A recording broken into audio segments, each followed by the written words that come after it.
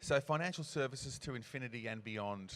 You two got together yesterday on stage, Adam Goldstien and Brett Kenny. Buzz and Woody. Buzz and Woody. to talk about financial services into the future. Now, I know you're not, well, I don't think you're psychic. So, are you? No? Psycho, not psychic. Yeah, okay. So, it's a pretty interesting discussion, wasn't it? And interesting because you weren't agreeing with each other, which is sort of nice to see at a conference. How are you seeing financial services in the next 5 to 10 years? Well, our view is that... From the accountant's point of view, I should... Yeah, and I guess being a pure accounting practice with no financial planning, that's been a conscious decision of ours. And we've taken it so that the clients can deal with any financial planner they choose. And we can keep an eye on the financial planner and he can keep an eye on us. So I guess there's a checks and balances in there for the benefit of the client. Okay, that's a fairly standard model, isn't it? Sort of... With the new licensing, probably not. I think right. most will Sorry? Yeah, no, I was going to say standard model at the moment, before the licensing kicks in. That's the sort of go. You've got your accountant there and financial planner, and he says, here's what you should do, and you make sure it all happens. Is that sort of right? Relationships can come from either source. So if I get a financial planning client in the old world and they need accounting work, I would refer them to an accountant and have a relationship with, which may well be Brett. Yeah. So that's what's been happening traditionally. Okay. Does that make sense? Yeah, it does make perfect sense. But so in the new world, the exciting, the brave new world, we will opt for probably an authorised rep situation and possibly limited licence at some stage. We'll only do it so we can deal with the unaligned clients. There are a lot of clients won't use a financial planner. They are pure DIYs. They want to do it all themselves. And they're the sort of people that take out their own appendix if they could. Yeah. They just don't have that consult someone else mentality. So to be able to deal with them, we will have some form of licence. To deal with those who still want a financial planner, what we will probably do is say, well, we'll talk to anyone. Okay. We feel us in saying that guy doesn't know what he's doing, get a SPAA specialist or get someone who does. But we like going to the dance and being able to dance with all the girls. Right. And go home alone. Right. And so why do you say that? Why is Brett going home alone with an attitude like that? What do you think? Well, I'm not suggesting to you that I'll find the prettiest girl at the dance, but I'll be definitely finding a girl at the dance. So is it? I know it is a numbers game, but is it sort of like, you want to come home with me? You want to come home with me until you find the right one, or? There's a bit of courting. Yeah. Without a doubt. We had been looking to acquire an accounting practice for a number of years, and we found our first practice 5 years ago. But we had kissed many frogs before that time had eventuated. There's no doubt about that. Right. And Brett would be the same if he was doing the financial planning transaction on the other side. Yeah. There's good and bad in both industries. There's right. no doubting that. It's just a matter of finding the right one that fits with you, has the right culture, yep. The right idea of their client service proposition, and you can work together. Where do you see, how do you see the setup in 5 to 10 years once the new licensing's kicked in? This is not just my view. There has been significant research on this. Like CPA Australia put out a report a couple of years ago on the ideal firm or the firm of the future or something to that effect. And the customers or the clients that they researched in that paper were saying exactly the same thing. They're wanting their accountant, particularly, to provide more than just the accounting services. They're not getting it from them, and that's what they want. And they're going to have to be doing that, though, aren't they? Oh, not have to be doing it, but to stay alive, they're going to... Well, you'll need some form of licence where it's authorised rep to do some of the things we currently do now without it. Yeah. So I think there's a few options. One of the things we could do, we could exit the industry and say it's all too hard. Or we could just keep doing what we're doing for another 2.5 years, which we've chosen not to. We can get some form of licence, or we can partner with someone. And I think what we've chosen to do is not partner with someone, but I think we could still meet their requirements equally by saying, well, here's a panel of financial planners and solicitors, and we'll get them all in the room at the one time. We still think there's got to be collaboration. You've still got to work with them. We just don't think it has to be all us. Okay. Have you ever asked your clients what they want or would like? Have you spoken to them about this? I think the fact that so many of them change financial planners to us indicates that they're willing to shop around till they find someone that suits them. And there's certain financial planners for certain people. We've got one that are experts, say, in Centrelink. We've got younger ones, we've got older ones. So I guess the answer to the question is no, but we've never ever had anyone ask us either. CEG in the States put out some research a little while ago as well, where they researched high net worth individuals, and these are people with investable assets of $1 to $10 million, and on average they had 3 advisors. an accountant, a lawyer, and probably a stockbroker. Yeah. But the biggest concern was that none of them were addressing their needs. So they're looking at the world from their own little perspective.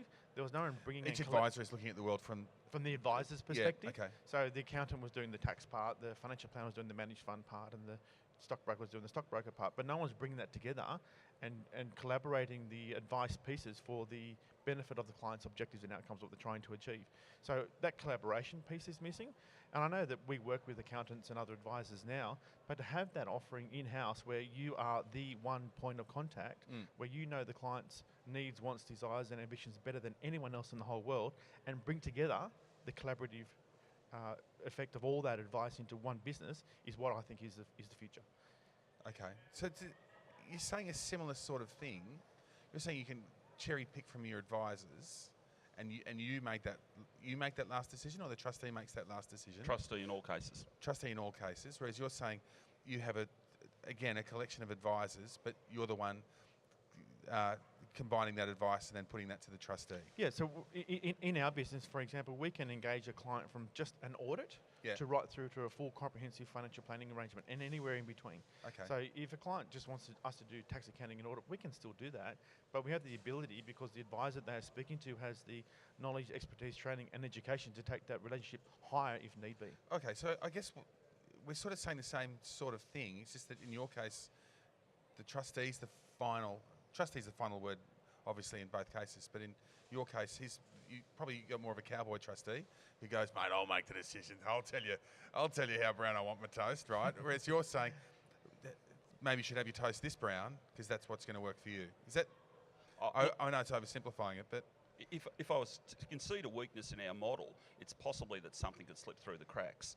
That we sit there, we don't do wills, for example, and if the financial planner doesn't do it and they don't say this, no one does it, and binding death benefit nominations are probably a greater example. So the one weakness in my argument is that there's no captain, not so much that it doesn't get done or get done well, but there is no captain. So what we've elected to do is say, well, we will be the captain, we'll pull it all together, you pick, or we'll give you a panel, or we'll recommend a financial planner and a lawyer, and all four of us will be in the room at the one time.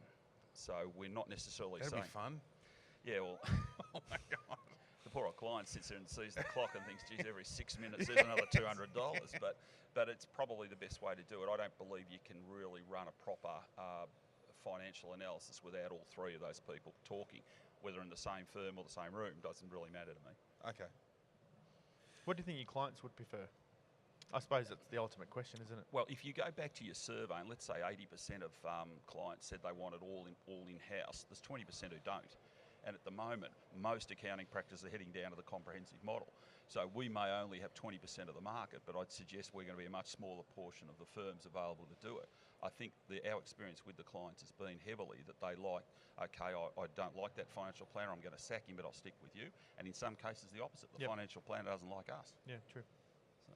What about the fact that the prices are sort of coming down with more competition and competition from overseas? How's that going to... Where do you see that in the next sort of 10 years? I think it's a positive thing insofar as what that is enabling us to do is to bring down our cost to serve, our back office cost to serve, which is absorbently high at the moment. So if we can be more efficient in the services we deliver, we can provide either better services to our clients or provide services to more clients, either way. Okay. All right. Anything else for you to kiss and make up and go kiss a few frogs? We have. I think that's the one. The one thing we're in agreement about, that the way technology is heading and outsourcing will drive the cost of producing SMSF services down in terms of the compliance in the back office. If it drives the price down, we've got to look at some other way of protecting the revenue, because it will then move to the cheapest supplier. Our view is that you then have to increase your level of personal involvement, personal services, and I think we're both in agreement on that the future of the financial services firm is going to be almost an increase in the level of personal service. Yeah, but that's it's interesting that that's the future, because that's such an old-fashioned idea that I'm going to service my client with good personal service. I'm going to make them feel special every time they walk in the door and think that I'm the right one for them and give them the best offering at a personal level as opposed to a financial level. Treat them like a guest in your house. Yeah, but it's an old-fashioned idea, isn't it? That's a And it business still we're in. works. That's the Right. business we're in. But the difference between the old days and now is in the old days that happened, but they also had a permanent bank manager, a school principal who was there for 30 years, Yeah. a local sergeant at the police station. There was some continuity in the other people they could talk to and relate to and confide in. Now it's about the accountant and the financial planners, the only ones left who aren't moved on every 3 years. Right. And you probably do it down in the pub in the old days too. Yeah, true. Well, let's go play golf. And a bit now. And the 19th hole, you talk about hey, I think it's going well. All right, good. Well, thanks for chatting. So I think the only area we really disagree on is I think that those services can be provided by one advisor, Yeah. whereas Brett thinks that has to be done by a couple. Yeah, but I think also, you know, the good part of all that is that there's so many different types of trustee anyway. There's going to be that's enough true. for all of you. That's probably where it'll end up. That is entirely, there is no one model that's going to be No. right for every business. There's no way in the world. All right, great. Thanks, Perfect. Adam. Thanks, Brett. Okay. Nice to chat.